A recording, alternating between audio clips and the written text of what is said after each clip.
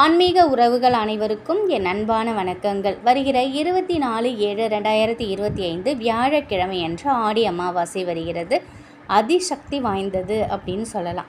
இந்த நாளில் நம்ம செய்யக்கூடிய பிரார்த்தனைகள், வேண்டுதல்கள் எல்லாமே கூடிய விரைவில் நிறைவேறும் அப்படிங்கிறது நம்பிக்கை.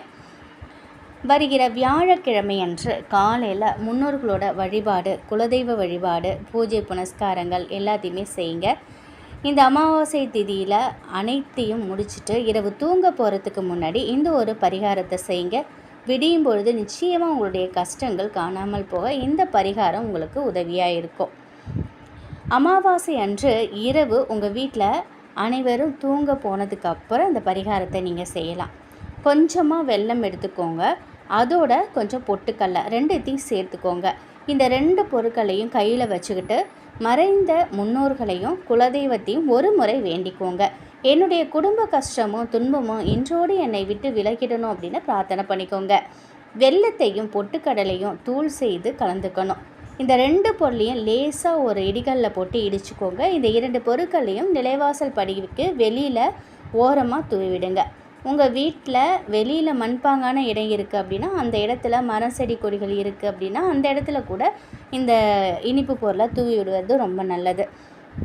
உங்களுடைய நிலைவாசலுக்கு வெளி பக்கத்துலேயே இடம் இருக்குது அப்படின்னாலும் இந்த பொருளை நீங்கள் நிலைவாசலுக்கு வெளியில் கொஞ்சமாக தூவி விடுங்க. இரவு உணவு தேடி வரக்கூடிய எறும்புகள், சின்ன சின்ன பூச்சிகள் எல்லாம் இதை உங்களுடைய வீட்டு நிலைவாசலில் சாப்பிட்டு உங்கள் குடும்பத்தை வாழ்த்தி விட்டு செல்லும். அது மட்டும் இல்லை, இந்த இனிப்பு பொருட்களை கொண்டு போய் அந்த வாயிலா ஜீவன்களுக்கு அதுங்களோட இருப்பிடத்தில் சேகரித்து வச்சுக்கும். இந்த பரிகாரம் உங்களுடைய கர்ம வினைகளை குறைப்பதற்கு உதவி செய்யும். கர்ம வினைகள் குறைந்தால் கட்டாயம் நம்முடைய கஷ்டம் குறையும். கஷ்டங்கள் குறையும் பொழுது கடன் சுமையும் தானாக குறைய துவங்கும். மிக மிக எளிமையான பரிகாரம்தான். அமாவாசை தினமான வியாழக்கிழமை இரவு இந்த தூவிவிட்ட இந்த வெள்ளைக்கட்டியும் பொட்டுக்களையும் மறுநாள் காணாமல் போகிருக்கும். உங்களுடைய கடன் சுமையும் விரைவில் காணாமல் போகும் அப்படிங்கிறது அர்த்தம்.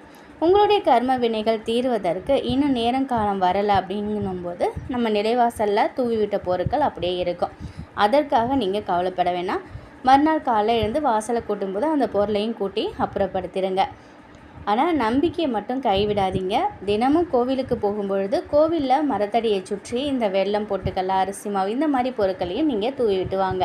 நிச்சயமாக உங்களுடைய கர்ம வினைகள் குறைந்து உங்கள் நிலைவாசலில் தூவிவிட பொருளை சாப்பிடவும் எறும்புகள் தேடி வரும். மாதந்தோறும் அமாவாசை இரவு இந்த பரிகாரத்தை தொடர்ந்து செய்து வர முன்னோர்களின் ஆசி கிடைக்கும். கர்ம வினைகள் குறையறதுக்கு கடவுள் ஒரு நல்ல வழியை காட்டி கொடுப்பாங்க. மறக்காமல் அமாவாசை இந்த ஒரு பரிகாரத்தை நீங்கள் செய்துக்கிட்டு வாங்க. இந்த ஒரு பரிகாரம் அமாவாசை அன்று இரவு நீங்கள் செய்யுங்க. அடுத்தது ஒரு முக்கியமான ஒரு பரிகாரம் இருக்குது. பண வரவை அதிகரித்து தரக்கூடிய அமாவாசையில் செய்யக்கூடிய ஒரு எளிமையான பரிகாரம். முடிந்தால் இதையுமே நீங்கள் செய்து பாருங்கள். நம்ம ஒவ்வொருவரும் நம்முடைய வாழ்க்கையில் அன்றாடம் ஓடிக்கிட்டே இருக்கிறதுக்கு முக்கியமான காரணம் பணத்தை சம்பாதிக்கிறதுக்கு தான். ஒரு முறை பணத்தை சம்பாதிச்சிட்டா மறுமுறை அதை விட அதிகமாக சம்பாதிக்கணும்னு தான் ஆசைப்படுவோம். இப்படி நாட்கள் போக போக அதிக அளவில் பணத்தை சம்பாதிச்சாதான் நம்மளால் நம்முடைய வாழ்க்கையை நம்ம நினச்சா போல் வாழ முடியும். இந்த பரிகாரம் செய்யும் பொழுது நமக்கு வரக்கூடிய பண வரவில் ஏதாவது தடைகள் இருந்தாலோ அதை இது சரி செய்யும். பண வரவிற்கு முக்கியமான காரணமாக இருக்கிறவங்க மகாலட்சுமி தாயார். நம்ம எல்லாருக்குமே தெரியும். நம்ம அனைவருமே கண்டிப்பான முறையில் மகாலட்சுமி தாயாரை வழிபாடு செய்யணும். அதுலேயும் குறிப்பாக அமாவாசை தினம் அன்னைக்கு நம்ம செய்யக்கூடிய வழிபாடு பரிகாரம் நல்ல பலனை கொடுக்கும். அமாவாசை தினமான வியாழக்கிழமை அன்று ஒரு குறிப்பிட்ட நேரத்தில் மகாலட்சுமி தாயாருக்குரிய பொருட்களை வைத்து நம்ம பரிகாரம் செய்கிறதுனால நம்ம நினைத்த மாதிரி நமக்கு பண வரவு அதிகரிக்கும். இந்த பரிகாரத்தை அமாவாசை நாளில் தான் செய்யணும். அதுவும் அமாவாசை நாளில் வரக்கூடிய சுக்கிர ஓரையில் செய்வது ரொம்ப ரொம்ப சிறப்பான பலனை கொடுக்கும். வியாழக்கிழமை அன்று சுக்கிர ஓரை பார்த்திங்கன்னா வியாழக்கிழமை முழுவதுமே அமாவாசை திதி இருக்குது. வியாழக்கிழமை சுக்கிர ஓரை பார்த்திங்கன்னா காலையில் 9 மணிலேருந்து 10 மணி வரைக்கும் இருக்குது. மாலை 4 மணிலிருந்து 5 மணி வரைக்கும் இருக்குது. இந்த நேரத்தை நீங்கள் மிஸ் பண்ணாதீங்க. இந்த நேரத்தில் நம்ம பரிகாரத்தை செய்யறதுனால நம்ம எதிர்பார்த்த பண வரவை நம்மளால் பெற முடியும். இந்த பரிகாரம் செய்யறதுக்கு மகாலட்சுமி தாயாரின் அம்சம் பொருந்திய கல்லுப்பும் பச்சரிசியும் தான் நம்ம எடுத்துக்கணும்.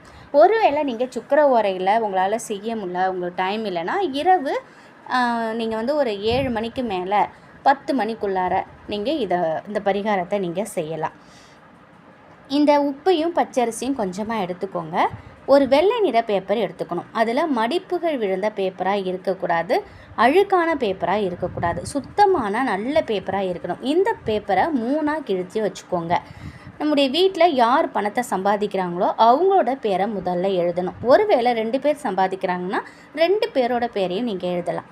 அதற்கு கீழே நமக்கு எவ்வளோ பணவரவு வந்தால் நம்ம நினைத்ததை நம்மளால் செய்து முடிக்க முடியும்னு நமக்கு தெரியும் இல்லையா, அந்த தொகையை எழுதணும். இப்போ உதாரணத்துக்கு நம்ம வீடு கட்டணுங்கிற ஒரு எண்ணம் நமக்கு இருக்குன்னா, வீடு கட்டுறதுக்கு குறைஞ்சது ஒரு 15 லட்சத்துலேருந்து 20 லட்சம் வரைக்கும் தேவைப்படும்.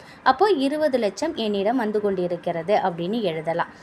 இவ்வளவு தொகை தான் அப்படின்னு தெரியலன்னு நினைக்கிறவங்க பொதுவாக பணம் என்கிட்ட வந்து கொண்டு இருக்கிறது அப்படின்னு கூட நீங்கள் எழுதலாம். இப்படி 3 முறை நீங்கள் எழுதணும். இதே மாதிரி மற்ற பேப்பர்லேயும் நீங்கள் இப்போ சொன்ன மாதிரி பணத்தை சம்பாதிக்கிறவங்க அவங்க பேரை எழுதிட்டு அதற்கு கீழே பணம் எவ்வளோ தேவையோ அதை 3 முறை பணம் என்னிடம் வந்து கொண்டு இருக்கிறதுன்னு இப்படி 3 பேப்பர்லேயும் நீங்கள் இதே மாதிரி எழுதணும். இப்போ இந்த பேப்பரை பூஜை அறையில் வச்சுட்டு நல்லா உங்கள் குலதெய்வத்தையும் முருகப்பெருமானையும் உங்கள் இஷ்ட தெய்வம் யாரோ அவங்களையும் மனதார வணங்கிக்கோங்க. பூஜை அறையில் தீபம் ஏற்றி வைங்க. அடுத்தது இந்த 3 பேப்பருக்கும் சந்தனம் வைக்கணும்.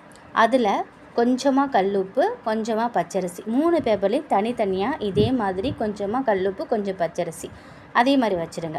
அடுத்தது மகாலட்சுமி தாயாரையும் குலதெய்வத்தையும் மனதார வேண்டிக்கிட்டு எதிர்பார்த்த பணவு எனக்கு வர வேண்டும் அப்படின்னு வேண்டிக்கிட்டு இந்த 3 பேப்பரையும் தனித்தனியாக மடிச்சுக்கோங்க. ஒவ்வொரு பேப்பருக்குள்ளேயும் கல்லுப்பும் பச்சரிசியும் இருக்கணும், இதை மறந்துடாதீங்க.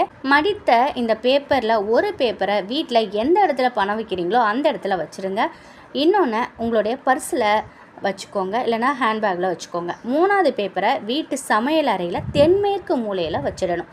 இந்த முறையில் அமாவாசை நாளில் வரக்கூடிய சுக்கிர ஓரை நேரத்தில் இந்த பரிகாரம் செய்கிறதுனால அடுத்த அமாவாசைக்குள்ளே நீங்கள் நினைச்சது போல் பண வரவு படிப்படியாக உயரும். சூட்சமமான பரிகாரமாக இருக்கக்கூடிய இந்த பரிகாரத்தை முழு மனதோட தொடர்ச்சியாக ஒவ்வொரு அமாவாசை தினத்திலையும் நீங்கள் செய்யும் பொழுது கண்டிப்பான முறையில் நீங்கள் நினைத்த பண வரவு உங்ககிட்ட வந்து சேரும். ஒவ்வொரு அமாவாசைக்கும் இதை செய்யுங்க. அடுத்த அமாவாசைக்கு இந்த பேப்பர்களை எல்லாத்தையுமே எடுத்து நீங்கள் கால்படாத இடத்துல போட்டுருங்க. ஒருவேளை நீங்கள் அங்கே இருக்கக்கூடிய இடத்துல நீர்நிலைகள் இருக்குன்னா அதில் கூட நீங்கள் போட்டுடலாம். இதே போல் நீங்கள் செய்துக்கிட்டு வாங்க. நிச்சயமாக நீங்கள் நினைக்கிறது கண்டிப்பாக நடக்கும். நம்பிக்கை தேவை. உங்கள் கடின உழைப்போட உங்கள் முயற்சியோட நீங்கள் இதை செய்துக்கிட்டு வாங்க. பணவரவில் இருக்கக்கூடிய தடைகள் நீங்கும், வீண் விரயங்கள் கட்டுக்குள்ளே வரும். இது ஒரு பரிகாரம். அடுத்து பார்த்திங்கன்னா அமாவாசையில் இன்னொரு பரிகாரமும் இருக்குங்க. அதுவுமே ரொம்ப எளிமையான பரிகாரம். அதுவும் உங்களால் முடிந்தது அப்படின்னா செய்து பாருங்கள். இதற்கும் நமக்கு கல்லுப்பு தான் தேவை. கல்லுப்பை நீங்கள் அமாவாசை தினத்தில் இரவு 7 மணிக்கு மேலே நீங்கள் இதை செய்யலாம். உங்கள் வீட்டு பூஜை அறையில் இல்லை சமையல் அறையிலையோ இல்லை ஹாலில் கூட நீங்கள் இந்த பரிகாரத்தை செய்யலாம். நீங்கள் வடக்கு இல்லைன்னா கிழக்கு பார்த்தவாறு உட்காந்துக்கோங்க. உங்களுடைய 2 கையிலையும் கல்லுப்பை எடுத்து நல்லா மூடிக்கோங்க. அதை உங்களுடைய மடியில் நீங்கள் வச்சுக்கணும். நம்முடைய வேண்டுதல் என்னவோ அந்த வேண்டுதலை மனதார நினைத்து மனதிற்குள்ளேயே சொல்லிகிட்டே இருக்கணும். பண தொடர்பான பிரச்சனைகள் என்ன, அந்த பிரச்சனைகள் தீரணும் அப்படின்னு சொல்லிக்கிட்டே இருக்கணும். இப்படி நம்ம தொடர்ச்சியாக 10லேருந்து 15 நிமிடம் கண்களை மூடி மனதார உங்களுடைய வேண்டுதல்களை முன்வைக்கணும். 15 நிமிஷம் கழித்து நீங்கள் கையில் வச்சுருக்கீங்கல்ல கல்லுப்பு, அதை நீங்கள் கல்லுப்பு வைக்கக்கூடிய இடத்துலையும் வைக்கலாம், இல்லைனா தண்ணீரோட கரைச்சி கால்படாத இடத்துல ஊற்றலாம். இந்த முறையில் நீங்கள் அமாவாசை தினத்தில் கல்லுப்பு வச்சு பரிகாரம் செய்யும் பொழுது நம்மகிட்ட இருக்கக்கூடிய எதிர்மறை ஆற்றல்கள் முற்றிலும் நீங்கி நேர்மறை ஆற்றல் அதிகரிக்கிறதோட நம்ம நினைத்தது நடப்பதற்குரிய வழிகள் உண்டாகும். எளிமையான இந்த கல்லுப்பு பரிகாரத்தையும் முழு மனதோட நம்பிக்கையோட அமாவாசை தினத்தன்று செய்கிறவங்களுக்கு நீங்கள் நினைத்தபடி நடக்கும். பண வரவில் இருக்கக்கூடிய தடைகள், பண பிரச்சனைகள் நீங்கும். முழு மனதோட கடன்கள் நீங்கும், நகை கடன்கள் அடையும். இப்படி நிறைய நம்மளுடைய அனைத்து பிரச்சனைகளும் தீர்வதற்கு அமாவாசையில் இந்த பரிகாரத்தெல்லாம் தொடர்ச்சியாக செய்துட்டு வாங்க.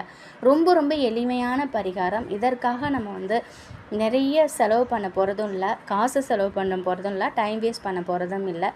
நம்ம வீட்டில் இருக்கக்கூடிய அந்தந்த தெய்வங்களுக்கு, அதாவது தெய்வத்திற்குரிய அந்த பொருட்களை வைத்து நம்ம செய்கிறோம். மகாலட்சுமி தாயாரின் அம்சமுடைய கல்லுப்பை வச்சு தான் நம்ம இதை செய்கிறோம். இதை நீங்கள் செய்யுங்க, முழு நம்பிக்கையோடு செய்து பாருங்கள். அடுத்த அமாவாசைக்குள்ளே கண்டிப்பாக உங்களுடைய கஷ்டம் படிப்படியாக குறைவதை உங்கள் கண் கூட பார்க்கலாம். நிச்சயம் இந்த ஒரு தகவல் உங்களுக்கு பயனுள்ளதாக இருக்கும் அப்படின்னு நம்புகிறேன். வருகிற வியாழக்கிழமையை தவற விடாதீங்க. நன்றி.